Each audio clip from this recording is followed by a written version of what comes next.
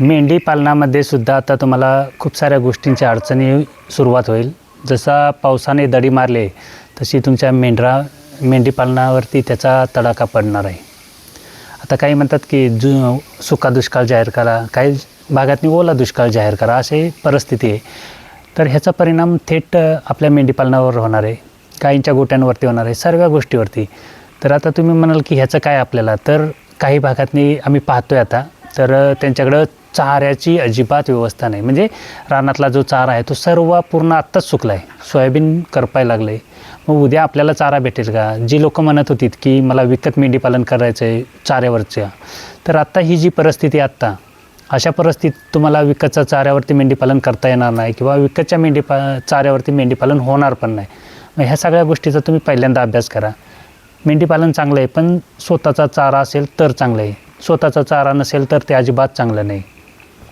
आता काही म्हणतात की आम्ही खुराक घालतो वगैरे वगैरे, तर थोड्या दिवसांनी खुराकसुद्धा महाग होणार आहे.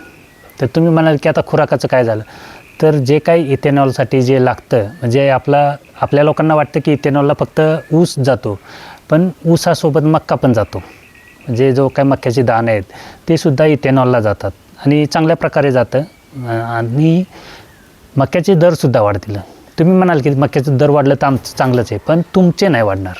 हे जेव्हा तुम्ही बाजारात जाल ना मका घेऊन, त्याच्यानंतरचे दर वाढतील. तुमच्याकडचे असताना मक्याचे दर कधीच वाढत नाही, कारण शेतकऱ्याच्या हिताचा कुठला निर्णय होत नाही ते. तर बाकीच्या हितांचा जेव्हा विचार होतो तेव्हा ह्या सर्व गोष्टींचा दर वाढतो. मग त्या पद्धतीने आता माझ्याकडे सुद्धा पावसामुळे चारा करता येत नाही. सर्वात जास्त पाऊस महाबळेश्वरमध्ये पडला आमच्याकडे, म्हणजे पूर्ण महाराष्ट्रामध्ये सर्वात जास्त पाऊस हा महाबळेश्वरमध्ये पडतो आणि महाबळेश्वरलाच पडला ह्या वर्षीसुद्धा. तर ह्या सर्व गोष्टींचा आपण पहिल्यांदाच नियोजन करायचं. आता आम्ही काही चारा विकणाऱ्यांचे रील पाहतो, मी खूप साऱ्या लोकांच्या चारा विकणाऱ्यांच्या रील पाहतो. त्यांचे गोडाऊन स्टोरेज आहेत, एकही गाय नाही, एकही शेळी नाही, एकही म्हैस नाही, काय नाही, तरीसुद्धा एवढा चारा गोडाऊनमध्ये स्टोअर केला आहे. मग आपण विचार केला पाहिजे की आपण चारा किती स्टोअर केला पाहिजे, की आपलं पुढचं, म्हणजे माझं एक वैयक्तिक सांगतो, माझं एक टार्गेट असतं की बाबा कमीत कमी 6 महिने माझ्या मेंढरांना चारा पुरेल पुढचा, असं नियोजन कधी पण करायचं. आता ह्यावेळी माझं फिसकटलेलं आहे त्यामुळं काय नाही, पण मला जे अनुभव आले त्याच्यावरनं मी तुम्हाला सांगू शकतो. ऐन वेळेला काही करता येत नाही, ऐन वेळेला काहीच ऑप्शन नसतो आणि ऐन वेळेला तुम्हाला मग प्राणी विकावं लागतील. मग प्राण्यांची क्वांटिटी वाढवण्यापेक्षा ना आहेत ना, त्यांचा चारा कसा अजून एक्स्ट्रा 6 महिन्याचा होईल माझ्याकडे, ह्याचा जर विचार केला तर होतं. आजच्या पुरतं मेंढीपालन हे नाही होत, कारण आपण काय रानामध्ये सोडणार आहेत का, तर नाही आहे. किंवा जरी रानात सोडायची इच्छा असेल कोणाची, तर बीडसारखा जिल्हा, काल त्या राहुल कुलकर्णी साहेबांनी बघा तिकडच्या मराठवाड्याचा एक व्हिडिओ केला होता, त्यांच्यापेक्षा अक्षरशः सोयाबीन करपायला लागले, अशी परिस्थिती. मग आपल्याला सोयाबीनचा चारा किंवा हरभऱ्याचं भूस येणार आहे का, तर नाही येणार. किंवा इकडे खाली जे ज्वारी वगैरे पिकते तिकडे पण अशीच परिस्थिती आहे. मग आपल्याला चाऱ्याची आवश्यकता काय आहे, मग आपण तेवढं प्राणी काय करू शकतो. मग ह्या सगळ्या गोष्टींचा विचार केला तर त्या पद्धतीने चालेल.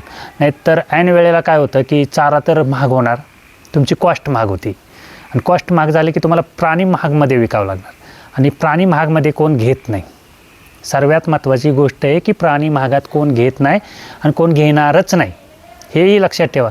एखादा बाय चान्स लकी ड्रॉसारखा होईल की माझ्याकडनं प्राणी महागमध्ये जातील, पण तुम्ही विचार करा, खूप साऱ्या बाजारातने मी जातो, म्हणजे पहिलाही जायचो, आता पावसामुळे जात नाही, पण 40-50 किलोचे प्राणी जर असतील तर बाजारात त्याला 14-15, जास्तीत जास्त 16,000च्या रेंजमध्ये घेतात, त्याच्या पलीकडे घेत नाहीत. कारण 16,000च्या रेंजमध्ये घेतला म्हणजे हायेस्ट 16 देतात, त्याच्या पलीकडे कोण देऊ शकत नाही. आणि जर 16,000चा प्राणी जर मी कापायला घेतला तर मला 5 ते 6,000 सुटतील, ह्या हिशोबानं मी घेतो. म्हणजे माझं जरी म्हटलं तरी तेच आहे, आणि मी काय वेगळा नाही किंवा काय नाही, तर घेणारासुद्धा त्या पद्धतीने. आणि तुम्ही नाही तर दुसरा विकायला तयारच असतो. असं नाही की माझ्याकडेच नाही आहे म्हणजे कोणाकडेच नाही, तर तसं नसतं. मला अडचण आहे, मी कमीत विकणार ना, कारण मला अडचणीचा प्रश्न आहे ना, मी स्टोअर करू शकत नाही ना. माझ्याकडे चाऱ्याचा शॉर्टेज असेल तर मला ते विकावंच लागणार आहे. मग त्याला पर्याय काय, तर तुम्हाला चाऱ्याचं नियोजन पहिल्यांदा करावं लागेल. तुम्ही प्राणी किंवा शेड ह्या गोष्टी नंतर करावं. चारा करायला कमीत कमी 4 ते 5 महिने लागतात. आणि मग जर त्या 4 ते 5 महिन्यामध्ये जर काय झालं किंवा चारा शॉर्टेज पडला तर काय करायचं. मग ह्या सर्व गोष्टीचा अभ्यास करा. कमीत कमी 7 ते 8 महिन्याचा एक्स्ट्राचा चारा राहील माझ्याकडं, हे कधी पण ऑब्झर्वेशन करून चारा जे काही करायचे तुम्हाला, मेंढीपालन करा, काही करा, काही वेगळं नाही. पण ह्याच्यामध्ये चारा एकमेव गणित असतं. आता खुराकाचे जे काही दर वाढतील, आता लगेच नाही कळणार ह्या गोष्टी, पण हळूहळू त्या समजतील आपल्याला की किती खुराकाचे दर वाढले, काय झालं. तर तेव्हा ते आपल्या हातात नसतं. त्याच्यापेक्षा मग घरीच खुराक करणे, घरच्या घरीच बनवणे, ह्या सगळ्या गोष्टी आपल्याला कराव्या लागणार आहेत. कारण ह्या सर्व आपल्याला आपल्या स्वतःवरतीच निर्भर राहावं लागणार आहे किंवा बाजारातल्या गोष्टींवरती निर्भर राहून ह्या गोष्टी होणारच नाहीत. मग तुम्ही मेंढीपालन करताना त्या पद्धतीचा विचार करा. आता माझ्याकडे 7-8 महिन्याच्या माद्या येतात, क्रॉसिंग नाही केलं काय नाही, तरीसुद्धा बिना खुराकाच्या, म्हणजे आत्ता थोडंफार खुराक घालतो मी, पण 1 किलोमध्ये त्या सर्व प्राण्यांचं चाललं होतं. 25-30 प्राण्यांचं 1 किलोमध्ये चाललं होतं. तरीसुद्धा नाही म्हणलं तरी 40-45 प्लस माद्या आहेत. अजून क्रॉस केलेल्या नाहीत किंवा काय नाही, पण ते आहेत त्या रेंजमध्ये. मग तसं जर होत असेल, ह्याच्यासाठी काय तर चारा उत्कृष्ट पाहिजे. आमच्या डोंगरामध्ये बघाल तर चाऱ्याची काय अवस्था बेकार आहे. पण ज्या भागात येतं आहे त्या लोकांनी जर ग्रुपमध्ये या, मी प्रत्येकाला नेहमी तेच सांगत असतो, ग्रुपमध्ये आलं तर ह्या गोष्टी सॉल्व लवकर होतील. कारण ज्या भागातनी चारा आहे, काही भागातनी चारा नाही. तुमच्या जो शेतीमध्ये चारा आहे, तुम्ही असं पण 2 रुपयानंच विकणार आहे. 2 रुपये ते 2.5 रुपये मक्का असतो. म्हणजे आमच्याकडे जे हिरवा मक्का येतो तो 2 ते 2.5 रुपयाने येतो. मग त्याचं जर आपण एखादा असा तालुका किंवा एखादा जिल्ह्यामध्ये असं एक ग्रुप न ठेवला तर त्याचा मुरघास करून तिथून सप्लाय करता येईल ना. 6 रुपयानं द्या तुम्ही मक्का 2 रुपयानं देताय. मशनीत किती काय प्रॉब्लेम येणार आहे, काही येत नाही हो. एका तासाला आता ती फायडी लोकांनी घेतल्यात आहे. 2Dमध्ये जे काही 1 तासाचं काम होतं ते काही लोक म्हणतात की 20 मिनटात त्या फायडीमध्ये होते आता काम. म्हटल्यानंतर किती फास्ट होते. तर मग ह्या गोष्टीचा अभ्यास केला तर त्या पद्धतीनं चालेल. कारण तुम्ही एकटं किती नाचला तरी काय होत नाही. आणि एखादा जर आता आज मला एका दादाने कमेंट केली की मी म्हणजे कटिंगचं दुकान टाकायची माझी इच्छा आहे, तर अशा लोकांना पण आपण सपोर्ट करूया ना. नुसतं पालन करण्यात काय फायदा आहे. तर ही जी आपल्याबरोबर आहेत ह्यांना पण सपोर्ट केला तर दोन्ही रास्ते चालतील ना आपले. नाही तर नुसतं पाळून करणार काय, कालांतराने हे कुठेतरी बाजारात कापायलाच आणावं लागणार आहे. बाजारात न नेता जर आपल्याला आपल्या पद्धतीनं मग ठराव करूया आपण सर्वांनी मिळून की बाबांनो कापल्यानंतर किती पैसे होतात, वजनमध्ये किती होतं, ह्या सर्व गोष्टीचा तुम्हाला समोरासमोर लाईव्ह करू. त्याच्यानंतर मग ठरवायचं की कितीमध्ये कापायचं, कितीमध्ये रेट करू, ह्या सगळ्या गोष्टी ठरवू. पण एक गोष्ट आहे, जेवढा तुमचा खर्च कमी तेवढं मेंढीपालन चांगलं. जेवढा तुमचा खर्च जास्त तेवढं तुम्ही मेंढीपालनात तोट्यात. मस्त तुम्ही सांगाल की 50,000नं विकलं, पण तुमचा खर्च 40,000 झाला असेल तर त्याची किंमत किती झाली तर 10,000 रुपये.